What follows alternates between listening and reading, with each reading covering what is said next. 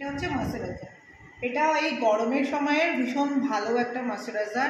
এটা হচ্ছে অ্যাকোয়াবেস্টের, ভীষণ ভালো। মানে এটা একদম ঘামটাকে ভীষণ পরিমাণে আটকে রাখে, যে ঘাম হতে দেয় না। এটা খুব ভালো আর রিজনেবল প্রাইসে এটাই সবচাইতে মানে ভালো। এর থেকে উপরে তো আরও অনেক দামি দামি আছে, মোটামুটি রিজনেবল প্রাইসের মধ্যে এটা কিন্তু খুব ভালো একটা প্রোডাক্ট।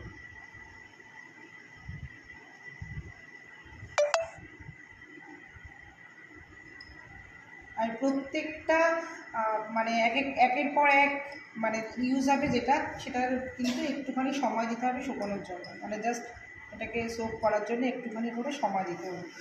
একটার পর একটা যে লাগিয়ে গেলাম ওরকম লাগালে কিন্তু হবে না, একটু সময় দিতে হবে।